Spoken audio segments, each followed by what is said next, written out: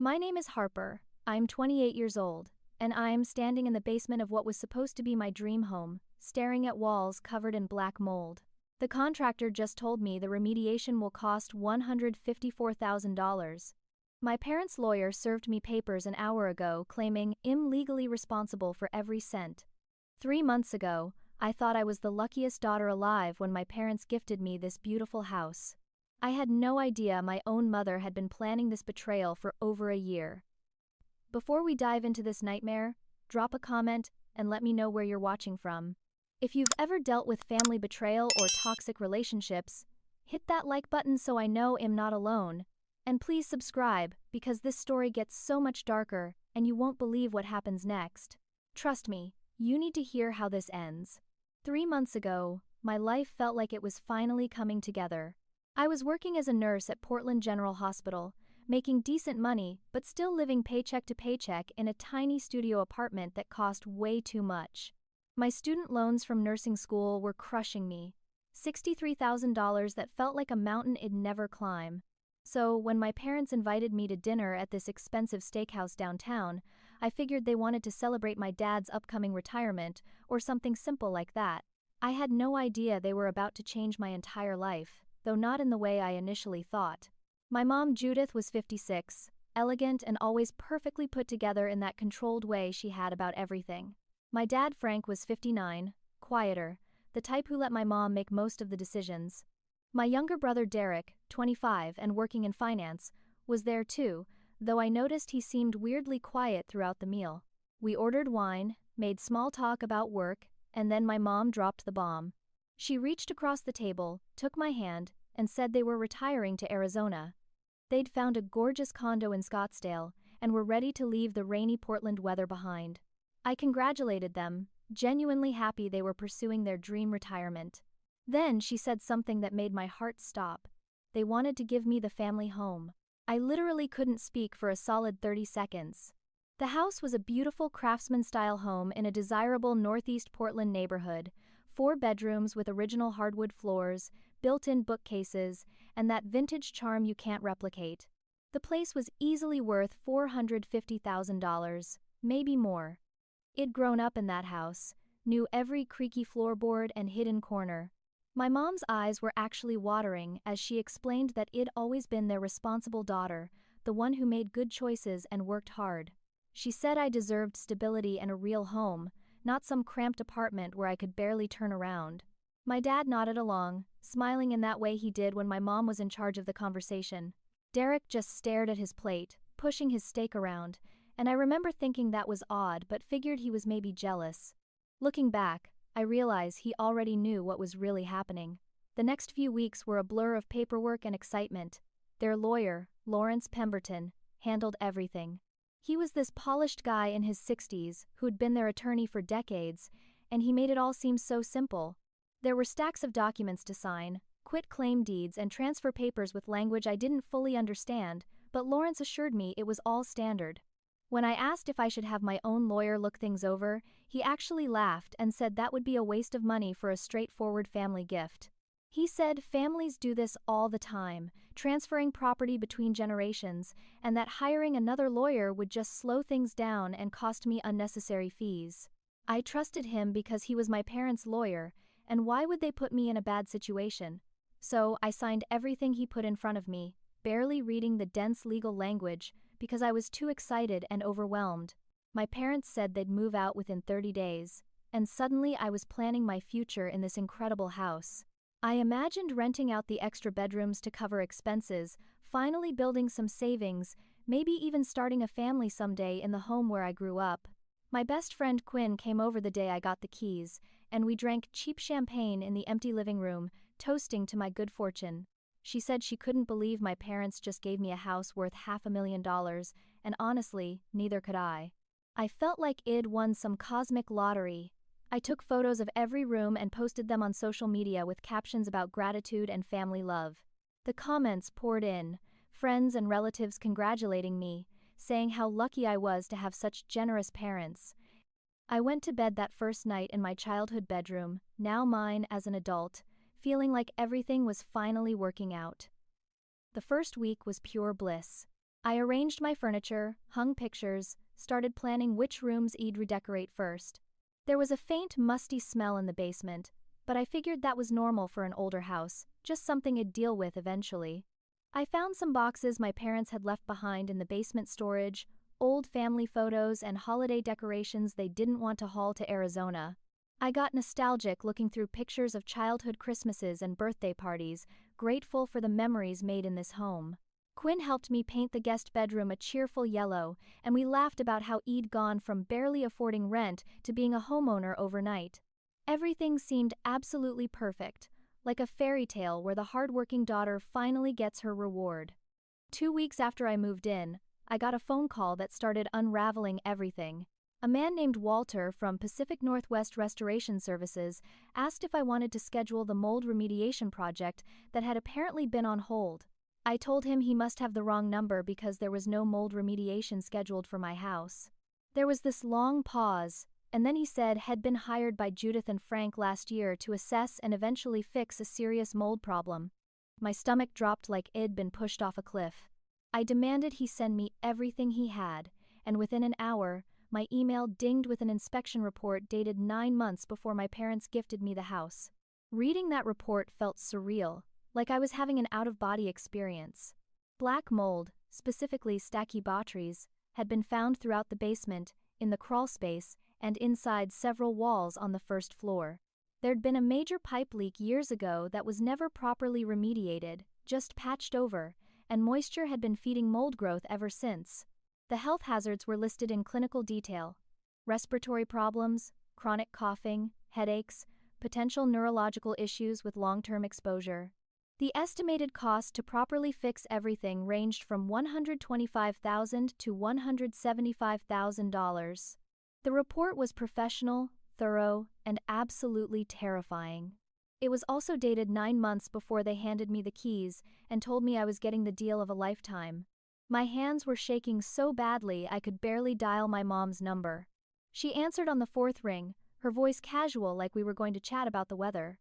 I asked her point blank about the mold report, and I'll never forget how her tone changed. It went from warm to ice cold in a second. She said, "Oh, that old report," like it was some meaningless piece of paper, and claimed the inspector was probably exaggerating because those people always try to drum up business. I asked why they never mentioned it before giving me the house, and she said they didn't want to worry me over nothing. Then she said something that made my blood run cold. "The house is yours now, you'll figure it out." When I pressed her, asking how she expected me to afford a 6-figure repair bill, she told me I needed to read the paperwork more carefully and then hung up on me, just hung up.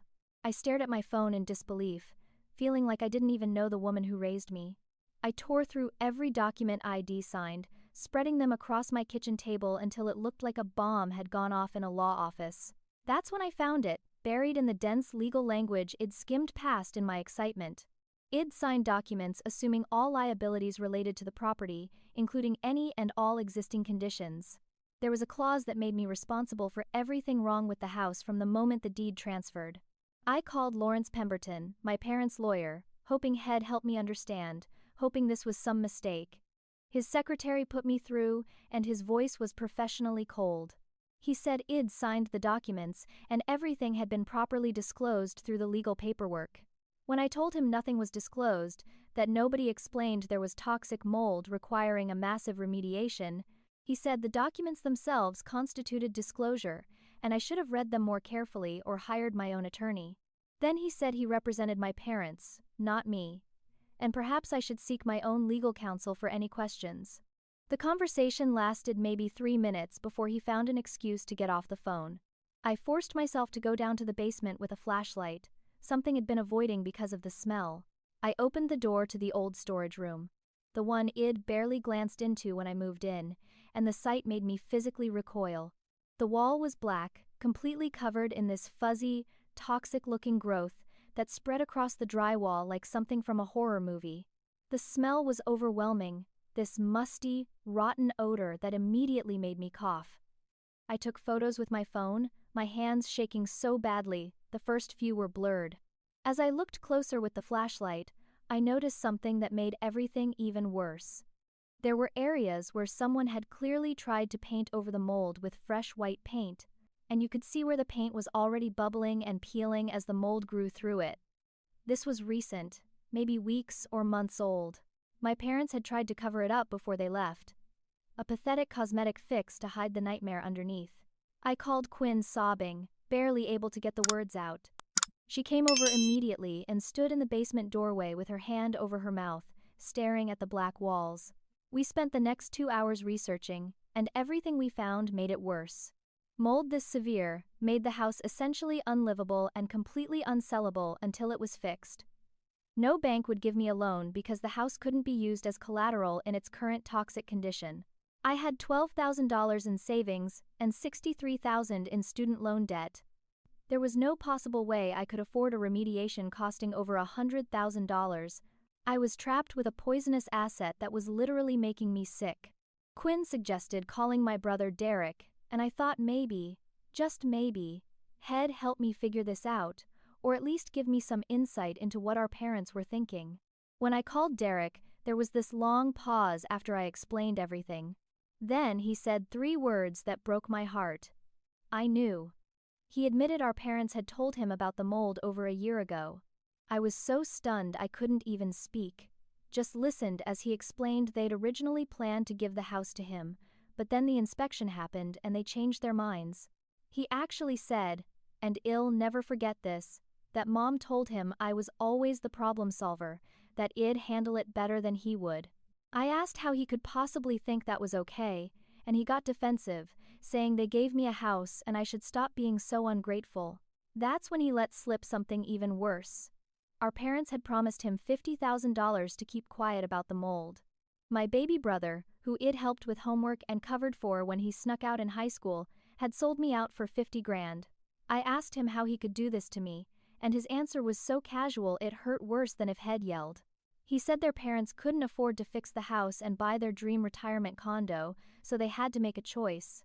He said I'd always been the golden child, the responsible one who got praise and attention, so now it was their turn to get something.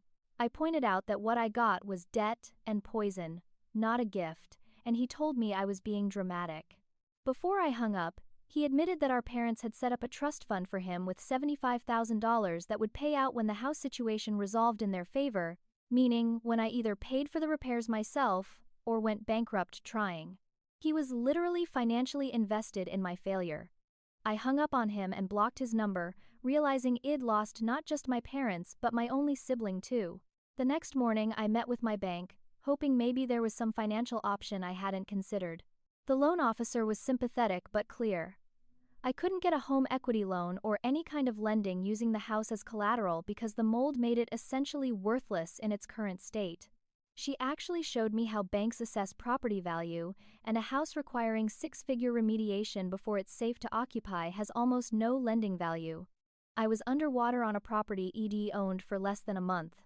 I called 3 different mold remediation companies for quotes, and they all came back in the same horrifying range: $138,000, $154,000, and $167,000. Every single contractor said the same thing. This was urgent, the mold was actively spreading, and living there was dangerous. One contractor, an older man who'd been in the business for 30 years, told me whoever lived in the house before knew about this problem and had been breathing toxins for months or maybe years. I thought about my parents walking around this house every day, knowing it was poisoning them, and then handing it to me like a present. That's when I got the anonymous email. The subject line was simple: "Your parents aren't who you think they are." I almost deleted it as spam, but something made me open it. Inside were attachments, financial documents that someone had clearly gotten access to through means I didn't want to think about too hard. The documents showed that my parents had taken out a home equity line of credit 2 years ago, borrowing $190,000 against the house. I pulled up their bank statements, and my stomach turned as I followed where the money went. A new Lexus for my mom, a truck for my dad, a luxury cruise to Europe, jewelry purchases, country club memberships. They'd burned through nearly $200,000 on lifestyle upgrades while the house rotted from the inside out. Even worse, the home equity line meant there was a lien on the property. I wasn't just responsible for the mold remediation, I was also on the hook for the debt they'd racked up. The total amount attached to the house was approximately $230,000. Even if I could somehow sell the house at full value after paying for repairs, it'd barely break even or might even lose money.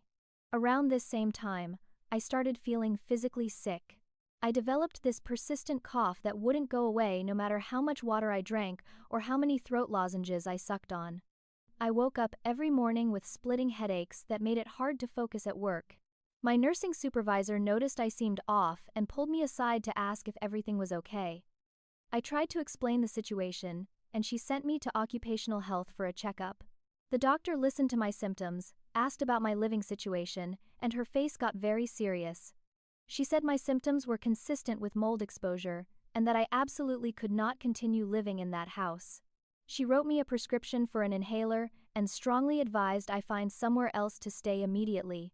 But I'd given up my apartment, and I couldn't afford to rent somewhere new while also owning a toxic house. I ended up on Quinn's couch with a duffel bag of clothes, essentially homeless, despite technically being a homeowner. I tried one last time to reach out to my dad, Frank, thinking maybe he'd be more reasonable than my mom. He wouldn't answer my calls, and after the 5th attempt, he sent a text. "Your mother is handling this." That was it. 6 words to dismiss his daughter's crisis. I wrote a long email to both of them explaining exactly what was happening, how I couldn't afford the repairs, how I was sleeping on a friend's couch and developing health problems from the mold exposure. I begged them to please help me figure this out, offered to sign the house back to them, anything to make this nightmare stop. My mom's response came 12 hours later, a single sentence: "You're an adult now, handle your responsibilities." No love, no signature, just a cold dismissal that made it crystal clear this wasn't an accident or misunderstanding. They'd planned this, executed it perfectly, and now they were walking away while I drowned. Things got worse when I started talking to the neighbors. Mrs. Dorothy Krantz, an elderly woman who'd lived next door for 40 years, invited me over for tea one afternoon. She seemed nervous, kept glancing at her hands as we sat in her tidy living room. Finally, she admitted that my mother had asked her not to say anything if I came around asking about problems with the house.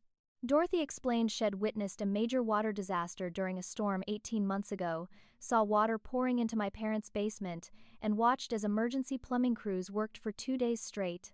She overheard my dad talking to one of the plumbers about how extensive the water damage was, and how they'd need serious remediation work to prevent mold. But instead of doing the full repair, my parents had the immediate leak fixed and nothing more. Dorothy said she was in her garden a few months later and heard my parents arguing loudly enough that their voices carried through the open windows. She heard my mother say clear as day, "Well, just give it to Harper, let her deal with it." I felt sick hearing this because it meant the plan to dump the house on me wasn't some recent panic decision.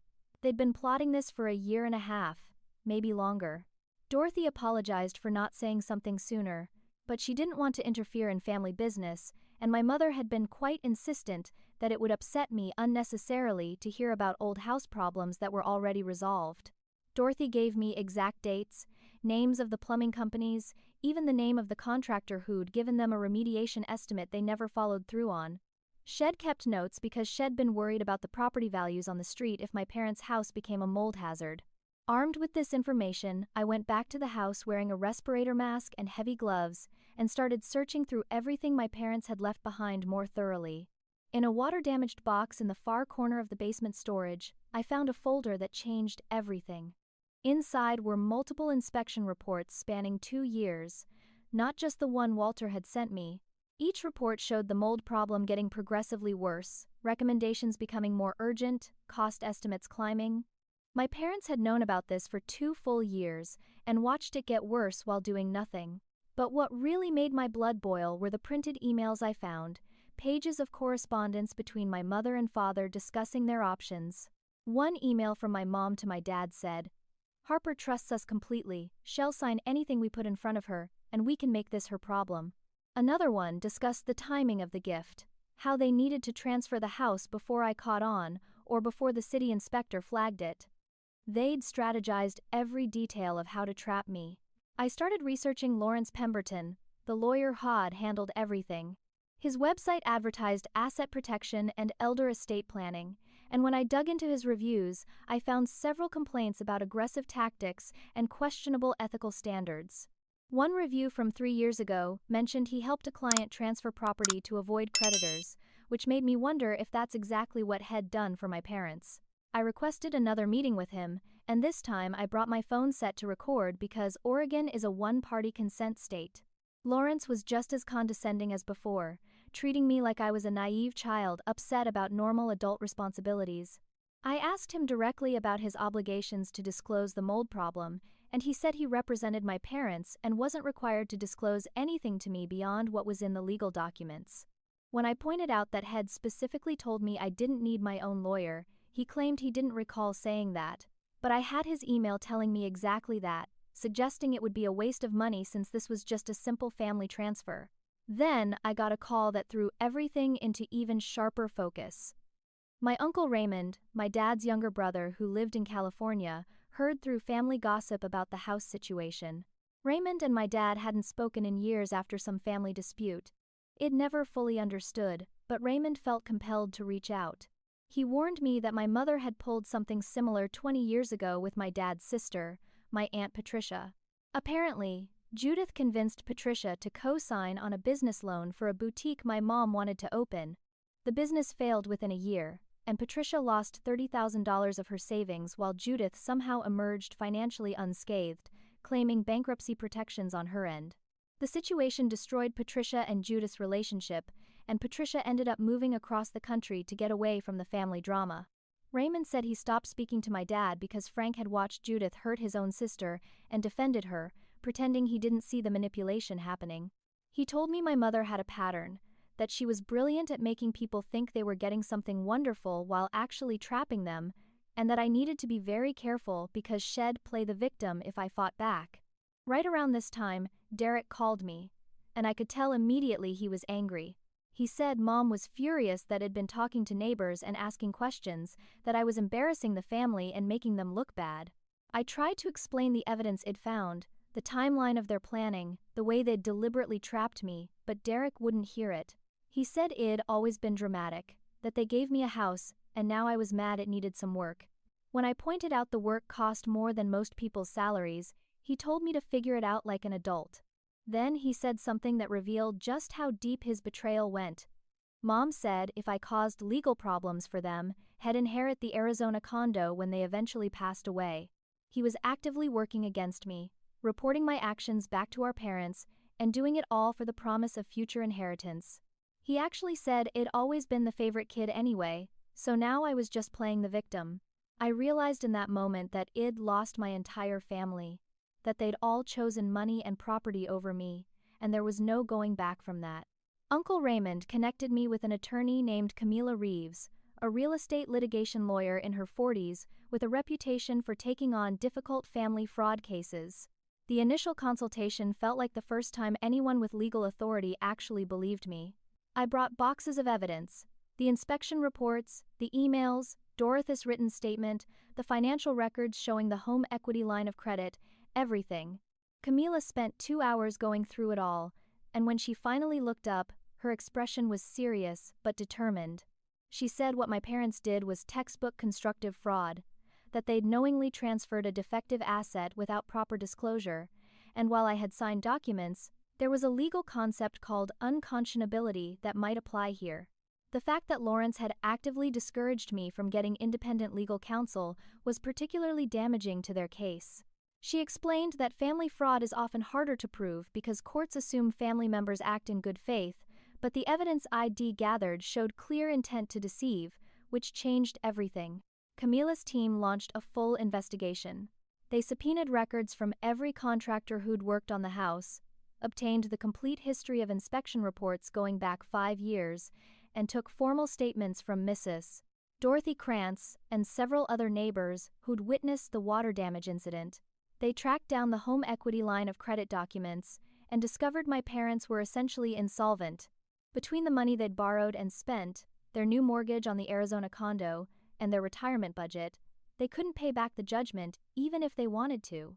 Camila explained this actually worked in our favor legally because it showed motive.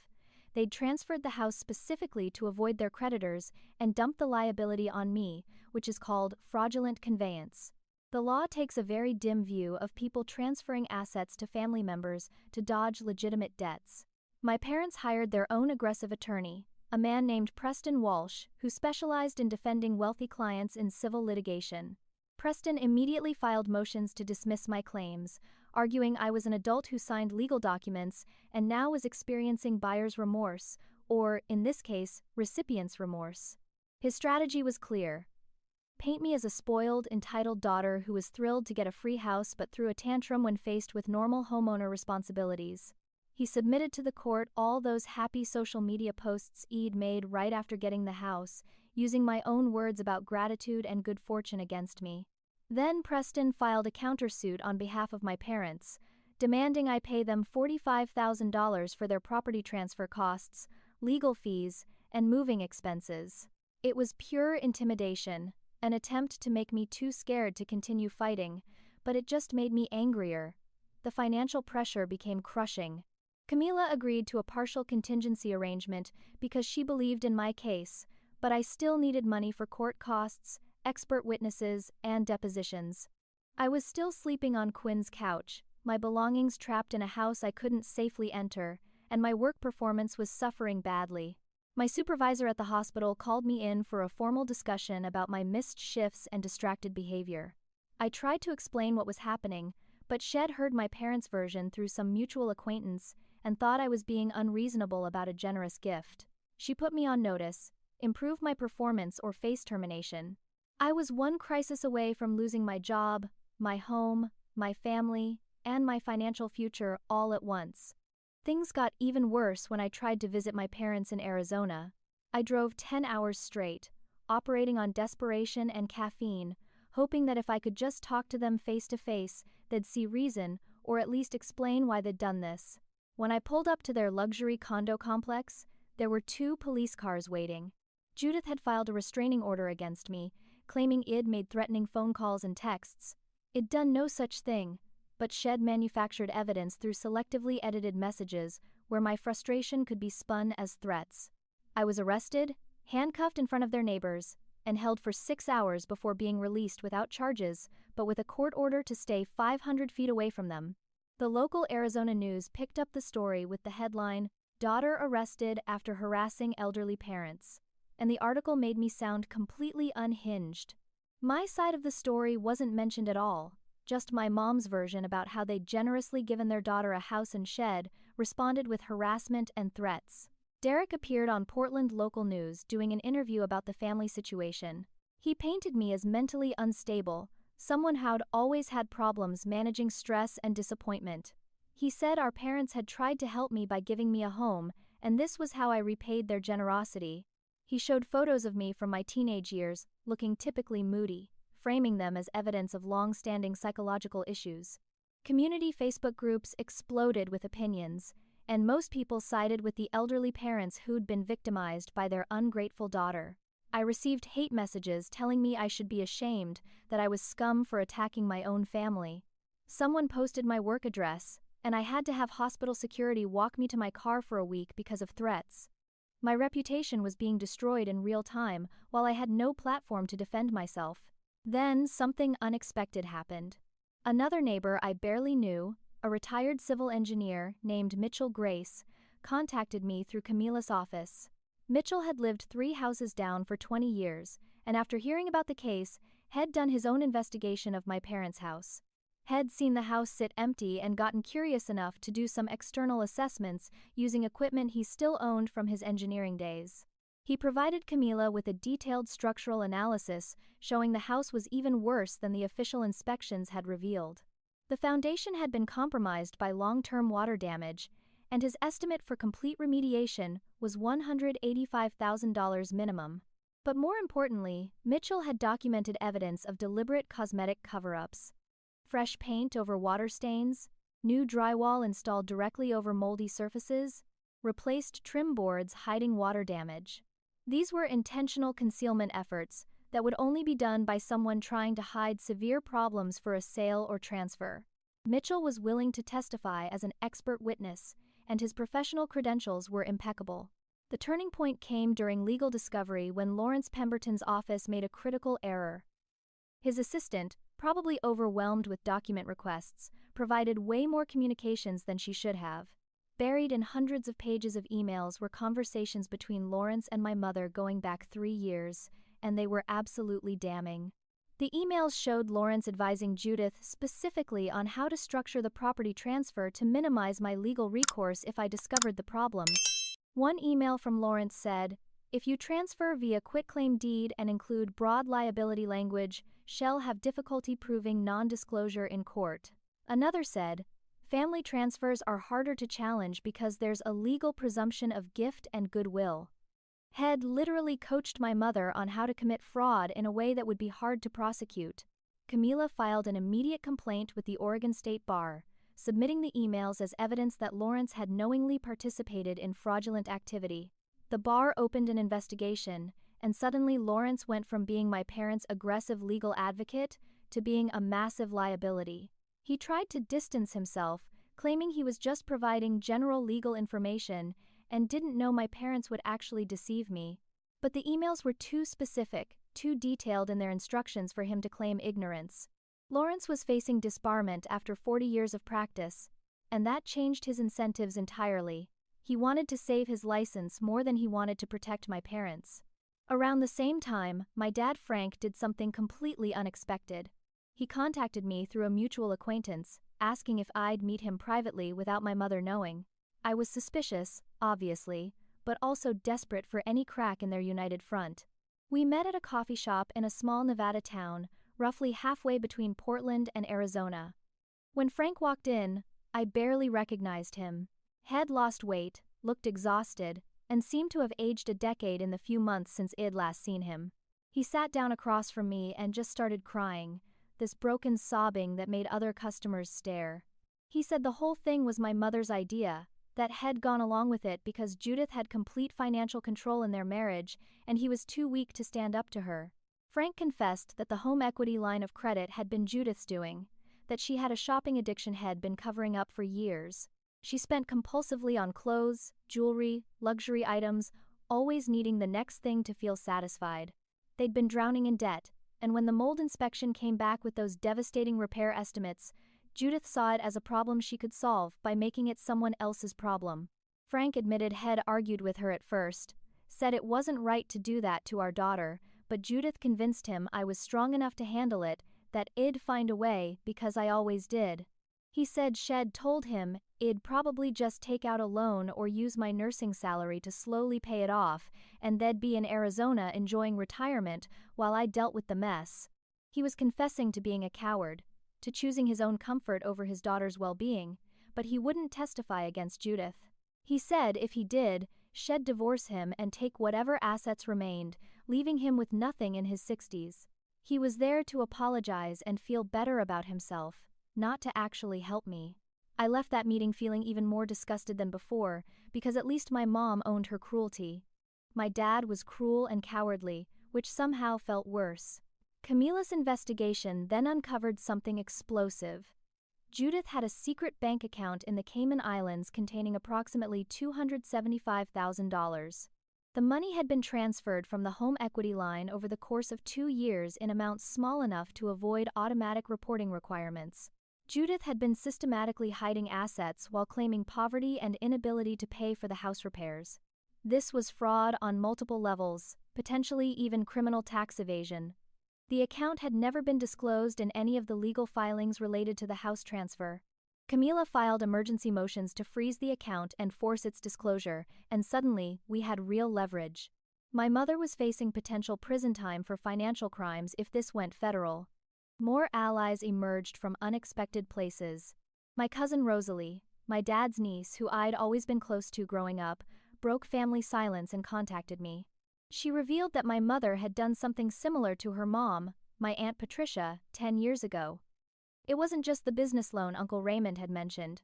Apparently, Judith had also convinced Patricia to invest in a real estate flip that Judith was supposedly managing. Patricia put in $40,000, and the property ended up in foreclosure with Patricia losing everything, while Judith somehow walked away unscathed, claiming Shed lost money too but providing no documentation. Rosalie had been waiting for years for a chance to expose the pattern, and she was willing to testify about it, even though it meant risking her relationship with the rest of the family. She said she couldn't watch my mother do to someone else what Shed done to her mom. Then Derek's girlfriend Paige reached out secretly. She and Derek had been together for 2 years, and Shed always been sweet to me at family gatherings. Paige was horrified by what Shed learned about the situation. She found documents Derek was hiding in their apartment, including a written agreement between Derek and our parents where they promised him $75,000 once the house situation resolved in their favor. Derek hadn't just known about the scheme. Had been a paid accomplice. Paige made copies of everything and sent them to Camila. She also told me Derek had been drinking heavily, having nightmares, and showing signs of serious guilt, even though Head never admitted it. Paige didn't know she could stay with him after discovering what kind of person he really was. This evidence proved the conspiracy wasn't just between my parents, but included my brother as a financial participant. The media attention shifted when a local investigative journalist named Marlene Cho picked up the story. Marlene specialized in consumer fraud and family exploitation cases, and she did a deep-dive investigation that aired as a 5-part series on local news. She interviewed Mitchell the engineer, Dorothy the neighbor, Uncle Raymond, and Rosalie. She found other families who'd been victims of similar schemes by different perpetrators, showing this was part of a larger pattern of family financial abuse that rarely gets prosecuted.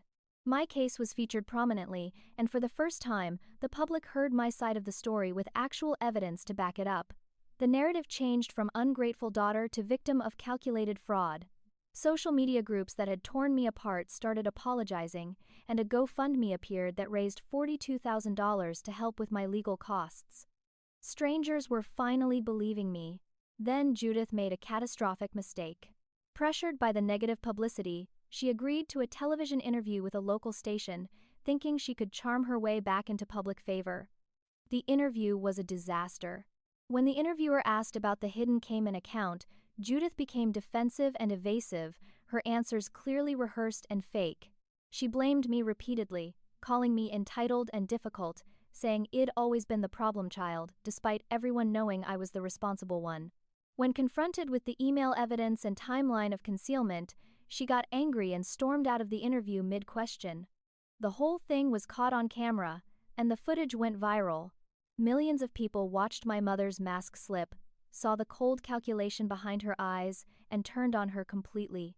The comments were brutal, calling her a narcissist, a con artist, a terrible mother. The court of public opinion had finally shifted in my favor. Lawrence, facing disbarment and possible criminal charges for his role, made a calculated decision to save himself. He agreed to provide full testimony in exchange for immunity from prosecution. He admitted that everything had been Judith's design, that Shed approached him specifically asking how to transfer the property in a way that would make it difficult for me to challenge legally. He confirmed Head told me not to get independent counsel specifically to prevent me from discovering the problems before signing. He provided a detailed timeline of how they'd structured the fraud, including dates of phone calls and meetings where they'd discussed strategy.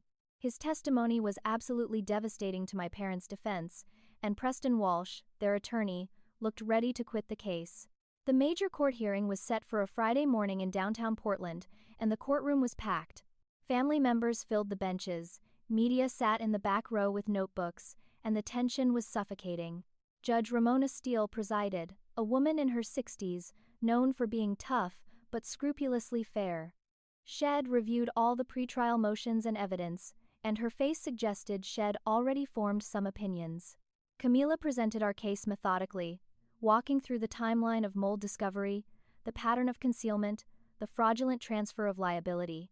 She showed Lawrence's testimony via video deposition, and you could hear people in the gallery gasping at some of his admissions. She presented the financial records of the hidden Cayman account, the neighbor testimonies, Mitchell's engineering analysis.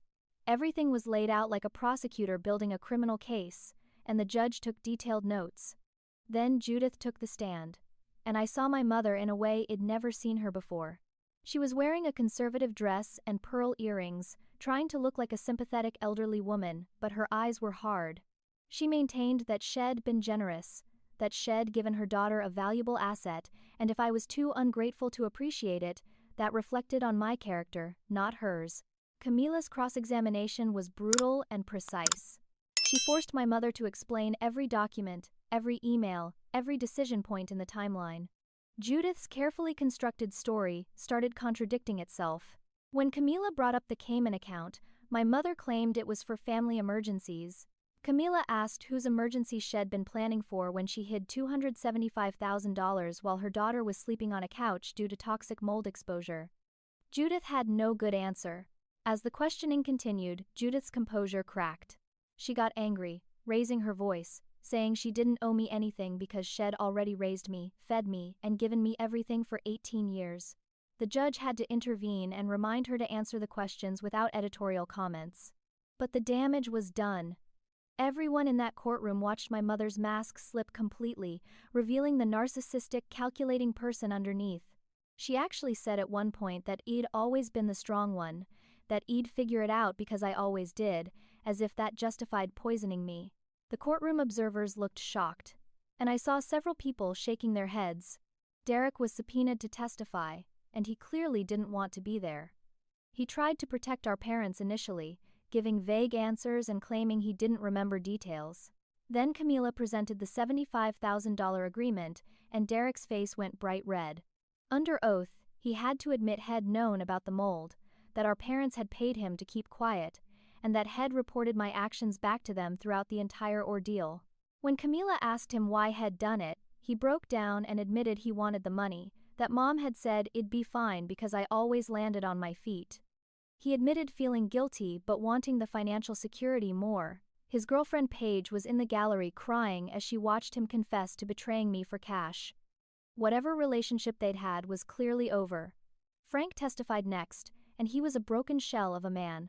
He admitted everything, the planning, the concealment, the deliberate trap they'd set for me. He described years of Judith's financial manipulation and admitted he was too afraid of her to stop it. He revealed that this pattern had been going on throughout their marriage, that Judith had hurt other family members financially, and Head always allowed it by staying silent. He took full responsibility for being a coward, for allowing his daughter to be victimized because it was easier than standing up to his wife. Preston Walsh looked absolutely defeated. Frank's testimony had just destroyed any remaining defense they had. My doctor testified about my mold exposure symptoms, respiratory damage, chronic coughing, cognitive effects from toxic exposure. She brought my medical records, showed photos of my chest x-rays, and stated unequivocally that if I'd lived in that house for 6 more months, I could have suffered permanent neurological damage. Shed sent me to a pulmonologist who confirmed I'd inhaled dangerous levels of mycotoxins. Judge Steele looked increasingly disturbed as she heard about the health consequences I'd already suffered and would be dealing with for years. Camila's financial expert broke down the scheme in detail for the court, showing exactly how Judith had moved money offshore over 2 years.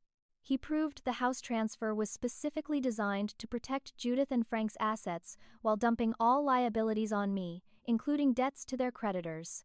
He demonstrated classic fraudulent conveyance and calculated my total damages, $312,000 including remediation costs, medical expenses, lost wages from missed work, emotional distress, and legal fees. His testimony was damning and thorough. Then, during closing arguments, Judith snapped. She stood up in the middle of Preston Walsh's statement and screamed at me across the courtroom. She called me an ungrateful bitch and yelled that after everything they'd done for me, I was destroying the family. Security moved toward her, and she kept screaming that I was supposed to just accept the house and deal with it. Why couldn't I just handle it like I always did? Her words were recorded by the court reporter, proving her intent beyond any doubt. Judge Steele threatened her with contempt of court, and Preston looked like he wanted to disappear into the floor. That outburst sealed Judith's fate completely. Judge Steele took only 2 hours to deliberate before returning with her judgment, and it was scathing. She said that in 30 years on the bench, Shed rarely seen such calculated betrayal of familial trust. She ruled entirely in my favor, finding that Judith and Frank had committed fraud, constructive fraud, and fraudulent conveyance. She awarded me the full amount Camila had requested. The house deed was returned to my parents with all associated liabilities, $285,000 in compensatory damages, $68,000 in attorney fees, and $100,000 in punitive damages specifically against Judith for her particularly egregious conduct. The total judgment was $453,000. Judge Steele ordered the Cayman account frozen immediately and funds repatriated to satisfy the judgment. She gave my parents 30 days to pay or face asset seizure. Judith collapsed in the courtroom, hyperventilating and crying, while Frank just sat there in stunned silence. Derek left immediately, not making eye contact with anyone. The media swarmed outside, and I gave a brief statement that this was never about money but about truth and justice. Camila told reporters that elder abuse goes both ways, and sometimes it's the parents abusing their adult children, something the legal system rarely addresses. The judgment was covered by news outlets across the region.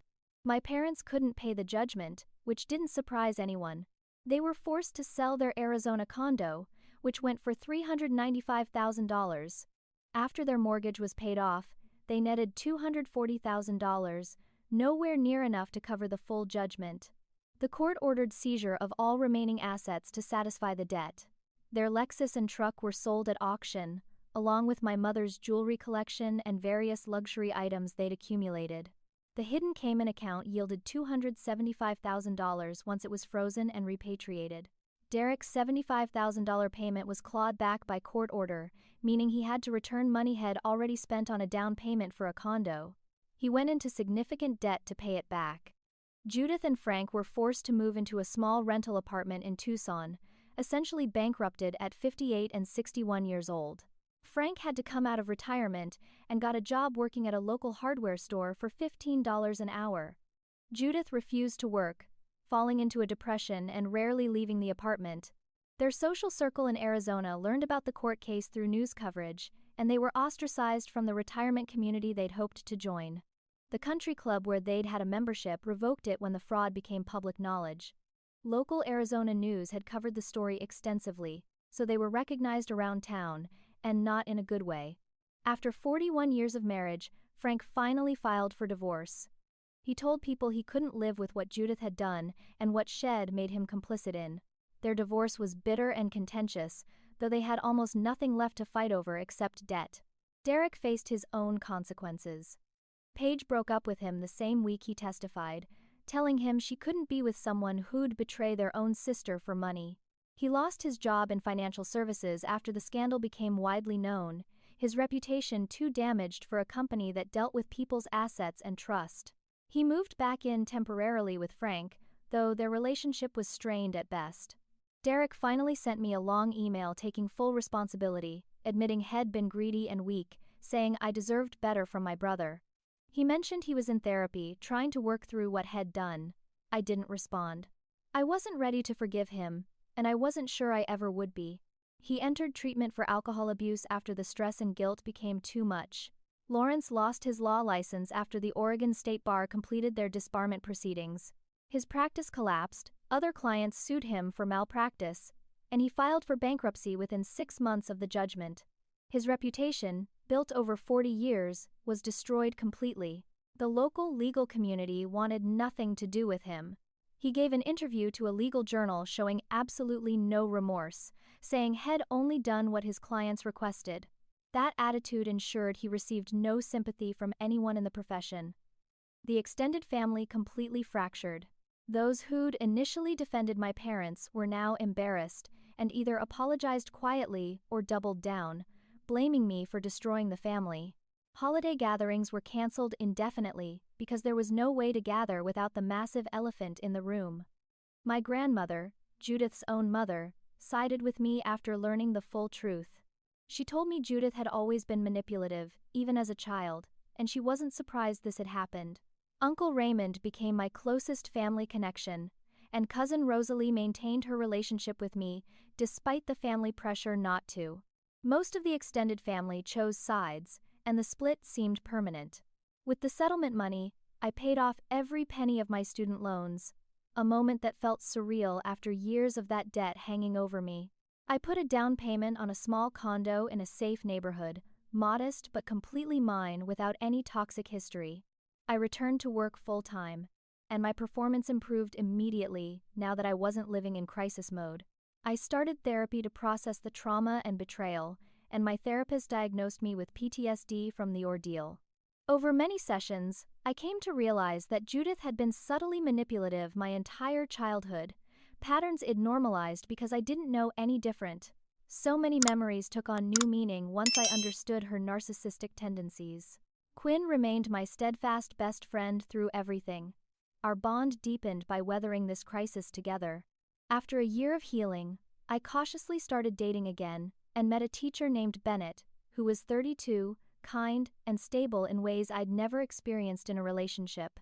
He knew my entire story before we'd even gone on our first real date, and he accepted me completely. I was cautious about trust, but slowly I let him in. I also found community in a support group for adult children of narcissistic parents and realized my story, while extreme, wasn't unique. I started helping others navigate similar family situations. The hospital offered me a position in patient advocacy, and I discovered a passion for helping patients dealing with difficult family dynamics around medical decisions. I became particularly interested in elder abuse prevention, recognizing it goes both ways. I spoke at local events about financial fraud within families and wrote an article for a nursing journal about family manipulation in healthcare settings. I found purpose in my pain, turning my nightmare into advocacy that helped others. The old family house sat empty throughout the legal proceedings.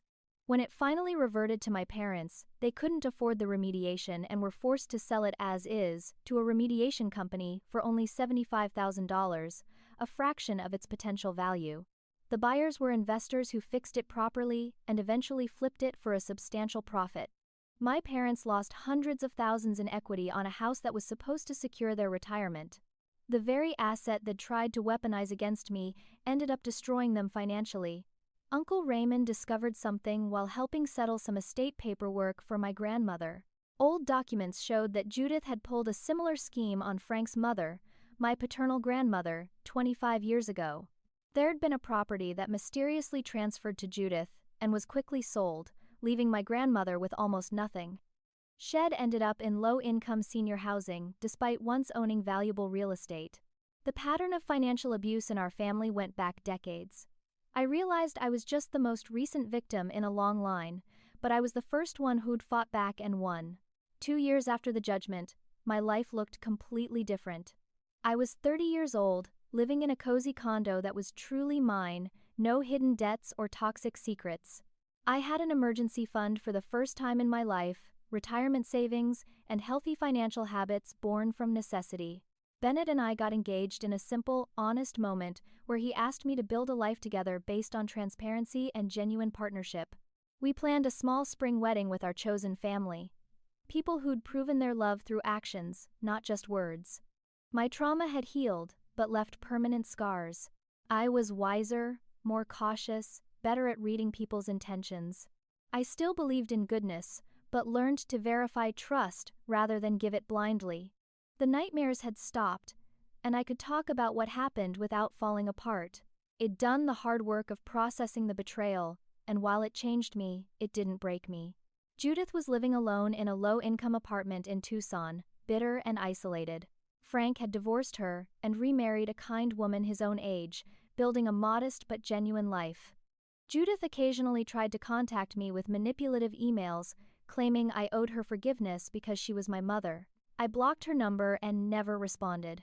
Through family gossip, I heard she told anyone who'd listen that she was the victim, that her daughter had sued her for being a normal parent. The few people who knew the truth avoided her entirely. Derek had been sober for 18 months and was working as an assistant manager at a grocery store, living modestly and paying off his debts. Head sent me a birthday card 3 years in a row with no demands for response, just simple messages. "I'm sorry, I hope you're well." On the 4th year, I finally sent a brief note back acknowledging his efforts. We met for coffee once, an awkward but civil conversation where he took accountability without making excuses. He said he chose money over his sister and had to live with that knowledge. I appreciated his honesty but kept my distance. Our relationship might never be fully repaired, and I'd made peace with that possibility. Frank sent me a letter taking full responsibility without excuses. He admitted being weak, letting Judith manipulate him, and worse, enabling her manipulation of me. He sent a check for $5,000, everything he could afford, saying he wanted to contribute to my therapy costs. I accepted both the letter and the money. We met once for lunch, and he looked healthier and happier away from Judith. He was in therapy too, processing his own years of emotional abuse. I forgave him more than I forgave Judith, because I recognized Head also been a victim, though that didn't excuse his choices. We maintained boundaries, but the relationship wasn't entirely severed. My case became legal precedent in Oregon, cited in law school classes about fraudulent conveyance and family property transfers. The state bar implemented new rules requiring lawyers to ensure independent counsel in complex family transactions. I testified before the state legislature about elder abuse laws and helped pass a bill protecting adult children from parental financial fraud. People informally called it Harper's Law, and I felt proud that my suffering had created systemic change. My blog, Surviving Family Betrayal, grew to thousands of members. I received dozens of letters from people in similar situations who felt trapped by obligation and guilt disguised as family love. I shared resources, legal information, and emotional support, building a community for people learning that family is supposed to be about love and respect, not just DNA. The response showed me that toxic family dynamics were far more common than anyone wanted to admit. 3 years after everything fell apart, I drove by the old house one afternoon. New owners had completely renovated it, and it was beautiful, freshly painted, landscaped yard, all the mold remediated properly. I saw children playing in the yard, heard laughter, and felt peace. The house was never the problem. My parents' choices were. I took a photo and posted it on my blog with the caption, "Proof that toxic things can be healed with proper care." It was symbolic closure. In therapy, I finally processed the deepest wounds. I'd been groomed my entire life to be the responsible one, praised for being capable and strong, which made me an easy target for the house scheme. Judith had strategically built me into someone who'd accept responsibility without question. I mourned the mother I thought I had, and accepted that person never existed.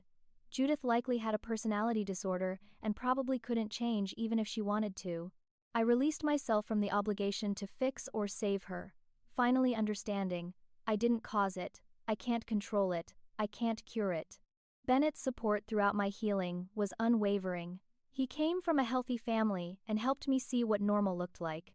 His parents embraced me like a daughter, giving me my first experience of unconditional parental love. Bennett's mother told me family isn't about perfection, but about showing up consistently with love. Together, Bennett and I discussed breaking generational cycles, determined to raise our future children differently. I was promoted to Director of Patient Advocacy, creating programs that helped patients navigate difficult family dynamics around medical decisions. I trained staff to recognize signs of financial abuse and developed protocols for protecting vulnerable patients. The hospital won awards for the program, and I spoke at a national nursing conference. I published articles in major medical journals and became a respected voice in my field. My career flourished, not despite my experience, but because of it. My real family became Quinn, Uncle Raymond, Cousin Rosalie, Bennett, and his parents. We celebrated holidays together, created new traditions without toxicity, and built something genuine. At my wedding, Uncle Raymond walked me down the aisle while Quinn stood as maid of honor. Derek wasn't invited because I wasn't ready, and the day was joyful and drama-free, everything my childhood family events never were. Looking back, I understood that the betrayal nearly destroyed me but ultimately freed me. I'd been living with obligation and guilt disguised as love for 28 years. The crisis forced me to see the truth and gave me permission to walk away. I learned that boundaries aren't cruel, they're necessary for survival. Trust must be earned and verified, even with family. Blood relation doesn't guarantee good intentions or kind treatment. Material things can be replaced, but self-respect cannot. Speaking truth, even when it's painful and costs you relationships, is liberating in ways nothing else can be. On a Sunday morning, 2 years after the judgment, I sat on my condo balcony with coffee, reading a letter from a support group member thanking me for sharing my story. She'd just escaped a similar situation because of advice I'd given, and she was rebuilding her life. I felt profound gratitude, not for what happened, but for who I'd become through surviving it. I was stronger, wiser, more compassionate, and I'd broken free from patterns that had poisoned my family for generations. My future children would never experience what I did. I looked at my engagement ring, a symbol of healthy love built on honesty and respect. I thought about the naive girl who'd signed those papers 3 years ago, who trusted blindly and paid dearly for it. The woman I'd become trusted wisely and thrived. They tried to bury me under $154,000 in toxic mold debt and a mountain of lies, but what they didn't know was that I wasn't someone who stayed buried.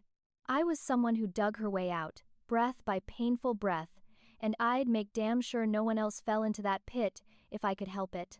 The house they gave me was poison, but the life I built afterward, that was pure gold. So, let me ask you, have you ever been betrayed by someone you trusted completely? Maybe not to this extreme, but in a way that changed how you see the world? Drop a comment and share your experience because I promise you're not alone. If this story resonated with you, hit that like button so I know these conversations matter. Subscribe, because I'll be sharing more stories about overcoming family trauma and building better boundaries. And please share this video with anyone who might need to hear it, anyone struggling with toxic family dynamics or feeling guilty for protecting themselves. Your story matters, and sometimes knowing someone else survived gives us the strength to keep fighting. Thank you for listening to mine, for believing me, and for being part of this community. I'm sending you strength, peace, and the courage to choose yourself when you need to. You deserve better, and it's never too late to start over.